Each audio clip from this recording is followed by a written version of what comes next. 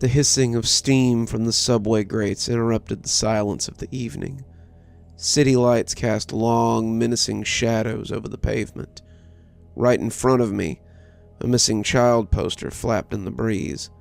It had been plastered over a lamppost, rain-washed, and barely clinging to it.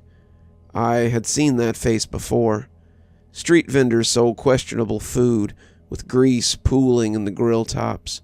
A thin wisp of smoke emanated from the cart, blending with the city fog.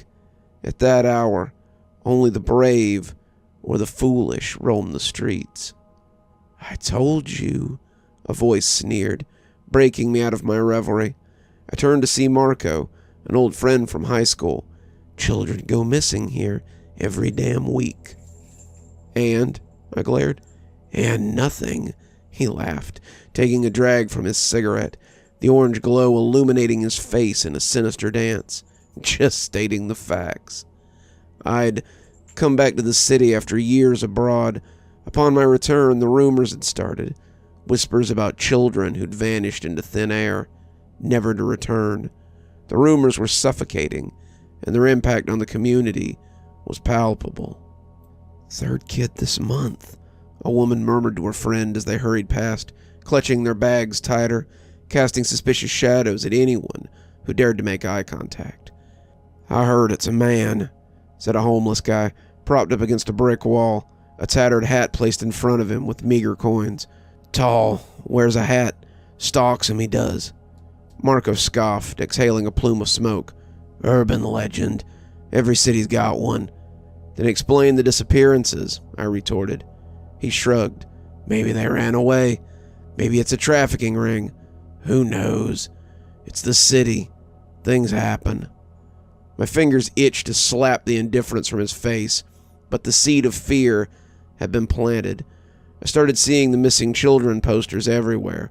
Lampposts, bus stops, the mouths of alleyways. One evening, while walking through the park, I saw a group of kids playing. The setting sun cast a golden hue over their innocent faces, their laughter echoing, forming a dark contrast to the tales of horror that loomed large. In the distance, a silhouette stood watching, a man in a hat. I squinted, trying to get a better look, but the figure melted away, almost as if he had never been there at all. The fear grew. Every time I'd heard a child's laughter, my heart would race. Every shadow, every whisper, every creak became a harbinger of doom. The nights were sleepless, the weight of a dark city, secrets that pressed down on me from everywhere. One night I was taking a shortcut through an alley, the familiar sound of children's laughter sending shivers down my spine. I strained my ears, trying to locate the source. It seemed to be coming from an old, dilapidated building, its windows boarded up, a relic from the long ago past. Against my better judgment, I approached, feeling an inexorable pull. As I neared the entrance, the laughter grew louder, more distinct, but eerily off somehow. It sounded distorted. The front door creaked open, revealing a dark hallway. From within, the giggles continued. My feet moved of their own accord, leading me deeper into that abyss. Each step echoed a rhythmic beat that only seemed to amplify the terror coursing through me. A dim light at the end of the hallway beckoned. The room it led to was bathed in an otherworldly glow. At the center stood a massive mirror, its ornate frame decorated with grotesque faces. The reflection, however, was not my own. Instead, the faces of the missing children stared back, their eyes hollow, their smiles twisted in eternal torment. "Help us," they whispered in unison. From the shadows, a tall figure emerged, the brim of his hat casting a shadow over his face. "Another one for my collection," he mused, his voice dripping with malevolence. I tried to move, tried to scream, to do anything, but my feet were rooted to the spot, paralyzed by an unseen force. As the figure approached, the room grew colder, the children's faces in the mirror growing more desperate. The man's hands reached out, inches from my face, and suddenly a blinding light filled the room, a cacophony of sound, sirens, shouts, the distant wails of a child. The spell was broken. I turned and ran, and never looked back. But the nightmare was far from over. I burst into the open night, gulping in the chill air, the neon city lights blurry through my tears. The horrifying vision in the building was imprinted on my mind. Those children, their faces warped with terror, the tall man reaching out for me. The sirens grew louder, reverberating through the empty streets, only to drown out when I stumbled into Marco, a concerned expression replacing his usual indifference. "What happened?" he panted, grabbing my shoulder. "I followed you when I saw you enter that building." But I could only point back to the cursed structure, my voice a mere whisper. "He's in there." Marco's eyes darted to the building, then back to me. Without a word, he pulled me away, ushering me towards the brighter parts of the city, away from the echoing laughter and the haunting shadows. We found ourselves in a 24-hour diner, the sterile fluorescent light seeming alien after the night's events. I narrated everything, and Marco listened intently, occasionally sipping his coffee. "You're lucky to have gotten away," he muttered, tapping his fingers nervously on the counter. "There are legends, you know, of the man in the hat. They say he traps souls, feeds on the innocent." "But why children?" My voice wavered, and the passing waitress shot me a worried glance. Marco sighed. "Children are pure, their energy's untainted. And urban areas, they're hunting grounds, filled with distractions, making them easy to prey on." Dawn approached as we decided to notify the police. Their skepticism was palpable, yet the consistent disappearances provided some weight to our story. They agreed to inspect the building. What they found sent shivers down my spine, and even the most seasoned officer was rattled a little. Inside that room was the mirror, the atmosphere thick, stifling. The walls were lined with old photographs, each displaying a missing child, their eyes vacant. In the center stood the grand mirror, but it was ordinary now, reflecting nothing but the grim faces of the officers. However, the most disturbing discovery was a room concealed behind thick drapes. Inside, a maze of strings connected pinned pictures, notes, bizarre symbols, each thread intertwined, leading to a single image in the center, a sketch of a man in a hat. Below it, a chilling note: "The city feeds, and so shall I." News spread like wildfire. The city was in an uproar. Vigilante groups formed, vowing to hunt down the man in the hat. Parents held their kids close, and the night saw the streets deserted. Weeks turned into months, but the city's palpable fear remained. The disappearances halted, but the memories persisted, a shadow over every home. One evening, as rain lashed the window panes, I received a call, an unknown number. I hesitated, then answered. A raspy voice, dripping with malice, whispered, "You escaped me once, but the city never forgets." Frozen, I could only listen as soft, distorted laughter echoed in the background. I slammed the phone down, my heart pounding. The man in the hat wasn't done. The city's nightmare had only just begun. Despite the overwhelming dread, there was a determination that burned within me. I couldn't let this malevolent entity continue his reign of terror. Teaming up with Marco and a group of other survivors, we decided to delve deeper, to unearth the truth behind this urban legend. Our research led us to an ancient myth, stories of an entity that existed in the shadows, thriving on fear. The more that we feared, the stronger they became. Legends spoke of mirrors as portals, realms where these beings would trap souls, feasting on their essence.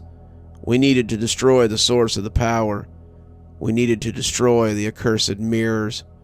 Armed with tools and determination, we made our way to the building.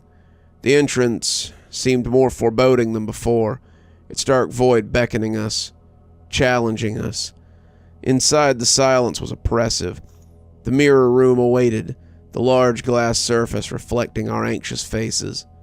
Taking a deep breath, I swung my sledgehammer. The impact sent ripples across the city. Every street, every home, every heart felt that first strike. As cracks appeared, the trapped souls began to break free. The city, once cloaked in darkness, began to breathe again. But it wasn't over yet. From the mirror's depths, the man in the hat emerged, his form more terrifying than any legend could convey. Our final battle had begun. The room's temperature plummeted. Our breaths were visible, forming vaporous clouds in the freezing air. The man in the hat moved with unnatural speed, a mere blur as he lunged at us. Marco and the others tried to restrain him, but it was like fighting a hurricane. His sheer force was overwhelming. His eyes were pools of infinite darkness locked onto mine, and I felt a pull, an overwhelming desire to succumb. Those eyes were a promise of peace, an end to constant dread, but beneath that, a current of benevolence lurked. "Join the others," he hissed, his voice echoing with the pain and sorrow of all his victims. But I wasn't ready to give up. Remembering the research, I shouted, "Don't look into his eyes! He draws strength from our fear!" Distracting him with makeshift weapons and tools, we circled the mirror, chanting an ancient spell we had discovered during our research. The room quaked, the very foundations of the building groaned under the force. The mirror's cracks began to grow, each fracture emitting a piercing scream, the collective voice of the trapped souls demanding release. The man in the hat, his strength waning, tried to retreat into the mirror, to escape the onslaught, but our chants grew louder, drowning out his anguished cries. With one final surge of energy, the mirror shattered, sending shards flying in all directions. The room was engulfed in blinding light, a force so potent it threw us back. As the light dimmed, we slowly got to our feet, taking in the aftermath. The man in the hat was gone. In his place was a pile of ashes and a worn-out hat lying on the floor, marking the end of that ancient terror. The walls, once lined with haunting photographs, now displayed blank frames, their tormented occupants finally free. Exhausted, we made our way out, the first rays of dawn painting the city in hues of hope. The streets, for the first time in months, echoed with genuine, joyful laughter. Children played without fear, families reunited. The weight of the dark past slowly faded away. News of our victory turned us into local heroes, but we knew the truth. The city's true heroes were its inhabitants, their collective spirit and hope being the real force that banished the evil. Yet, the city bore the scars, reminders of its tormented past. The once abandoned buildings became a memorial, dedicated to the lost souls, ensuring the city would never forget. Years went by, life moved on, but every now and again on quiet nights, when the city heartbeat slows, whispers rise, of a time when shadows held power, of brave souls who fought back, and of a man in a hat whose reign of terror is no more. However, urban legends have a way of persisting, tales passed down from generation to generation, and while the city had fought off one darkness, who's to say what other horrors lurked in its depths, just waiting for their time to rise? You're still here. I thought you might be. Thanks for joining me for tonight's story. If your insatiable appetite for horror knows no bounds, might I suggest one of our playlists, or one of our previous stories in the archive? There should be one appearing at the end of the story any minute now. And of course, if you're not subscribed, why not go ahead and hit that subscribe button? Maybe hit that notification bell so you don't miss any of the spooky things that we do here. If you prefer your horror a little more analog, you can always pick up one of my books. There's a link below to my latest, and it'll take you to all the great things that I've posted on Amazon.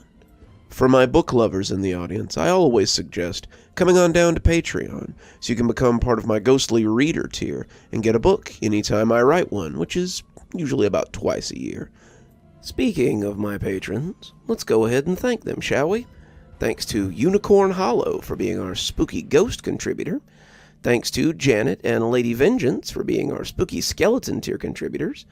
Thanks to Hi Stacy, Winter, Xaronan, Emily Coltsfoot, Stephanie Carrington, Marianne Schuler, Tyler Parker, and Jennifer Damron for being our ghostly reader tier contributors. Thanks, everyone. We just couldn't do the show without you. If you think you might like to support the show in a more monetary fashion, come on down to Patreon.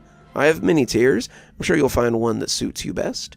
I always recommend the Ghostly Reader tier, since you get a signed book anytime I write one on your doorstep. But I have many tiers, and again, I'm sure you'll find one to suit you. And as always, thanks for stopping by. Dr. Plague, signing off. Have a wonderful evening.